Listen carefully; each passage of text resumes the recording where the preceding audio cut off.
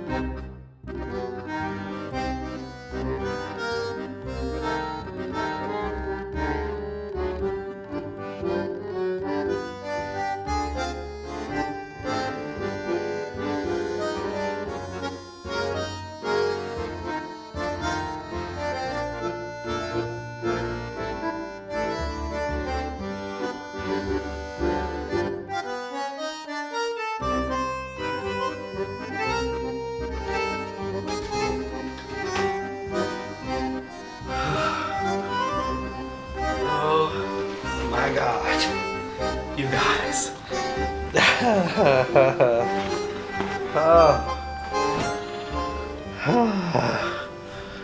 So I've just come back from my wine tasting dinner.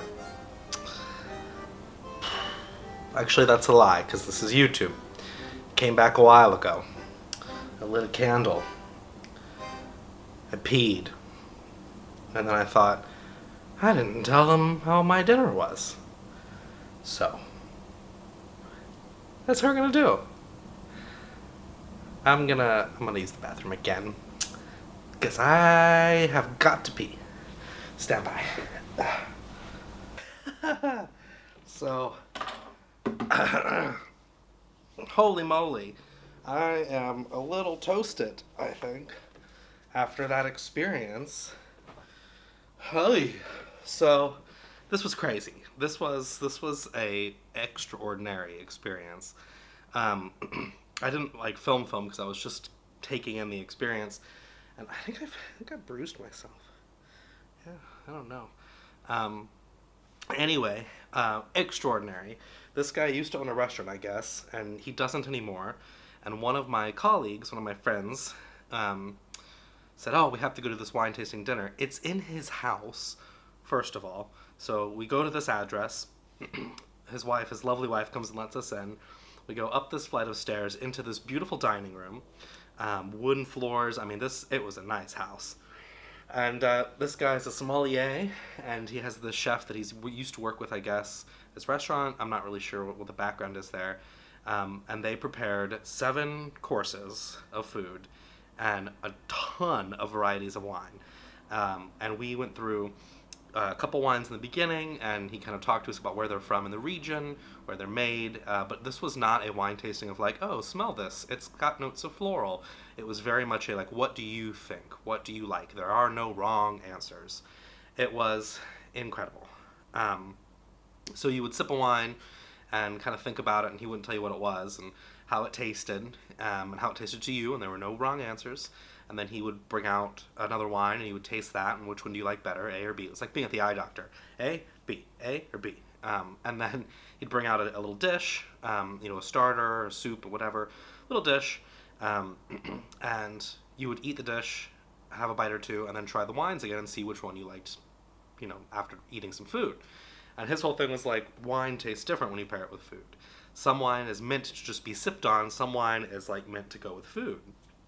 And so we kind of went through it, and he brought out these little like cheese ball things, and ate those. And then the two white wines we had, they tasted different.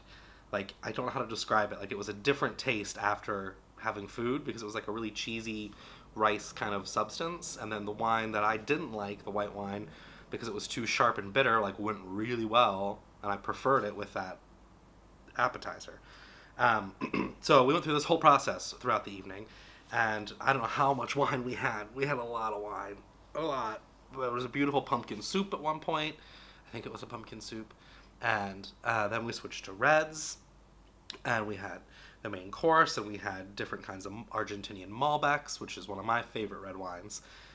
Right there in Buenos Aires, from the source, I guess you could say, and went through the different reds, and he had this table that lit up, and you could put the wine on it and see the different colors and how what was more purple, and different blends and mixes and things that weren't mixes and things that were straight up Malbec, and it was quite an educational experience. It was incredible. It was wild. So we get through all these wines, we get to the dessert, and there's a cheese plate, and we're pairing more wine with the cheese plate. And I have to say, I'm a little upset with myself, because I've always said my whole adult life, I don't like Chardonnay. I don't like it. It's too buttery, it's too sweet, it's not for me. And I have to say, I'm pretty upset with myself, because he poured us a white wine and had us all try it, and we all were like, oh, we all really like this. This is good. And he asked us to guess what it was, and I was like, it's a Pinot Grigio, it's a Tannat, it's a something, I don't know. No one really could figure out what it was, but it was kind of this sharp, fun, refreshing white wine. Couldn't guess what it was. Do you know what it was? It was Chardonnay. Turns out I like Chardonnay, just not the cheap, crappy Chardonnay that's all buttery and sugary, like a real Chardonnay. I'm starstruck, I say. It was quite an event. Then we had, of course, with our desserts, more wines, and then we had like a dessert wine after that. I think the amount of wine we drank it had to be, a bottle and a half or 2 bottles a person. It was a lot of wine. But it was incredible. It was like in this guy's house. He definitely knew what he was talking about. He knew how to pick a good wine. I was like taking pictures of all the wines. Like, I need to buy these before I leave Argentina. Oh my God. Yeah, Brandon. Whew. Are my eyes bloodshot? They will be tomorrow.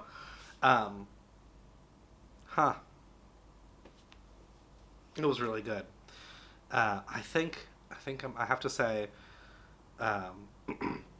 of a food and wine pairing, this was probably the best experience ever, because this guy, it felt very local. He knew his stuff, but he wasn't telling you what to think of the wines. He was letting you decide what you liked and what you didn't like, and it was okay either way. It wasn't can you tell the difference between a good wine and a bad wine? It was just, here are a bunch of great wines, try them, see what you think. And his advice, I said, how do you select a wine at dinner? And he said, well, get 2 or 3, don't get a bottle, get 2 or 3 glasses of different kinds of wine. That's the best way to do it. Have an appetizer with 2 different kinds of wine. I was like, oh my God, I don't know if I can do that after tonight anyway. So I learned a lot about myself in the course of the evening. Definitely had a lot of great wine, had incredible food, had great lamb that was just cooked perfectly. It was all just an awesome experience. You have to do something like this in Argentina.